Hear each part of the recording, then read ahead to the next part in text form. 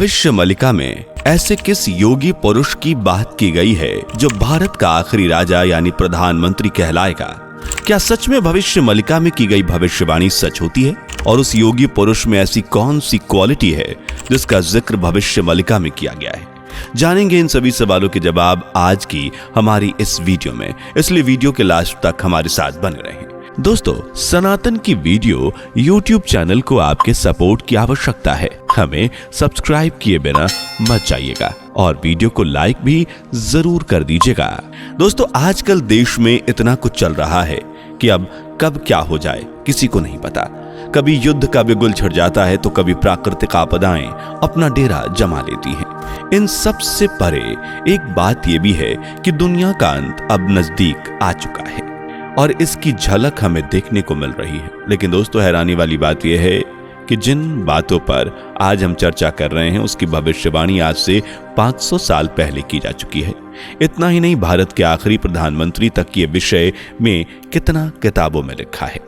सबसे पहले उस किताब के बारे में बात करते हैं जो अपने अंदर इतने सारे राज छुपाए बैठी है, और जानते हैं कि आखिर इस किताब पर यकीन करने के पीछे वजह क्या है। दोस्तों, हम बात कर रहे हैं उड़िया भाषा में लिखे गए ग्रंथ भविष्य मलिका की, जिसे आज से करीबन 500 साल पहले लिखा गया था। ये कोई मामूली ग्रंथ नहीं है। इस ग्रंथ में गांधी जी से लेकर मोदी तक और कोहिनूर हीरे से लेकर कोरोना तक के बारे में डिटेल्ड जानकारी है, जिसे उड़ीसा के जगन्नाथ मंदिर के पास जन्मे संत अच्युतानंद दास महाराज द्वारा लिखा गया।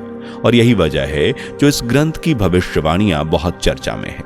संत अच्युतानंद महाराज ने कई भविष्यवाणियां ताड़ के पत्तों पर लिखी थीं, जिनमें से बहुत सी भविष्यवाणियां अब तक सच साबित हो चुकी हैं। बता दें कि इस किताब में की गई भविष्यवाणियों को पहेलियों में लिखा गया है, जिनको डिकोड करना काफी मुश्किल है। भविष्य मलिका में साफ तौर पर इस बात का जिक्र किया गया है कि साल 2024 के बाद कभी भी तीसरा विश्व युद्ध शुरू हो सकता है, जो लगभग 6 साल 6 महीने तक चलेगा और इसका फायदा उठाएगा हमारा पड़ोसी देश चीन। चलिए अब जानते हैं भविष्य मलिका में भारत के आखिरी प्रधानमंत्री के बारे में क्या लिखा है। लेकिन उससे पहले आपको बता दें कि भविष्य मलिका में उड़ीसा के पुरी के आखिरी राजा का भी जिक्र किया गया है। अब आप सोच रहे हैं कि मैं ये बात क्यों बता रहा हूं। बात तो भारत के प्रधानमंत्री पर चल रही थी, हम पहुंच गए सीधे पुरी, तो जरा ठहरिए। ऐसा बताने के पीछे एक वजह है। दरअसल पुरी के आखिरी राजा गजपति महाराज होंगे और वही वक्त भारत के आखिरी प्रधानमंत्री का भी होगा। और उससे भी जरूरी बात कि आज के समय में उड़ीसा के महाराज गजपति जी ही हैं। आज आप समझ सकते हैं कि हमने गजपति महाराज की बात क्यों की, यानी वे समय नजदीक है जब भारत के आखिरी प्रधानमंत्री का शासन होगा। जो आखिरी राजा यानी प्रधानमंत्री चुना जाएगा वो एक कट्टर हिंदू यानी हिंदू धर्म को मानने वाला होगा, जिसकी छत्र छाया में हिंदुत्व को बढ़ावा मिलेगा। और आज की तारीख में देखा जाए तो नरेंद्र मोदी एक ताकतवर हिंदू शासक हैं, लेकिन योगी आदित्यनाथ भी मोदी जी से कुछ कम नहीं, बल्कि वो तो उनसे भी 4 कदम आगे हैं। और भविष्य मलिका के भी अनुसार भारत का आखिरी प्रधानमंत्री एक योगी पुरुष होगा जो देश को प्रगति की ओर ले जाएगा और इसकी कोई संतान नहीं होगी।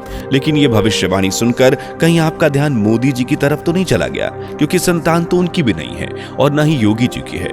तो इस हिसाब से दुविधा ये है कि मोदी और योगी में कौन होगा आखिरी प्रधानमंत्री। इस बात को डिटेल में जानने के लिए हमें इसकी गहराई में जाना होगा। लेकिन गौर करने वाली बात यह है कि मोदी जी की कठिन कोशिशें आज देश दुनिया में योग दिवस को जोर शोर से मनाया जाता है। और देखा जाए तो स्वयं मोदी जी एक योगी पुरुष हैं, इसलिए आप में से कई लोग ये भी अटकलें लगा रहे होंगे कि भविष्यवाणी नरेंद्र मोदी जी से जुड़ी है। हालांकि यहाँ योगी जी को आखिरी प्रधानमंत्री कही जाने वाली बात गलत नहीं होगी, लेकिन कैसे, तो देखिए, योगी जी के नाम में योगी शब्द आता है। उसके अलावा योग से लेकर भक्ति तक वो सही मायने में एक योगी पुरुष हैं और इसी बात को आज पूरी दुनिया जानती है। वहीं पर अगर हम पॉलिटिक्स की बात करें तो हम देख पाएंगे कि पीएम मोदी ने राजनीति में सफलता 50 वर्ष की उम्र में पाई थी। वहीं योगी आदित्यनाथ ने 50 साल की उम्र तक 5 बार सांसद और 2 बार उत्तर प्रदेश के मुख्यमंत्री का पद हासिल कर लिया। सही मायनों में देखा जाए तो यह कोई साधारण उपलब्धि नहीं है और यही वजह है जो लोगों का मानना है कि नरेंद्र मोदी जी के बाद देश की बागडोर कोई संभाल सकता है तो वो योगी आदित्यनाथ ही हैं। और यही वजह है जो लोग योगी आदित्यनाथ को नरेंद्र मोदी का उत्तराधिकारी के रूप में देख रहे हैं। अब आपके मन में यही ख्याल आ रहा होगा कि अगर मान लो कि भविष्य मलिका के अनुसार भारत के आखिरी उत्तराधिकारी योगी होंगे तो ये कैसे संभव है, क्योंकि इस समय तो कार्यभार नरेंद्र मोदी के हाथों में है।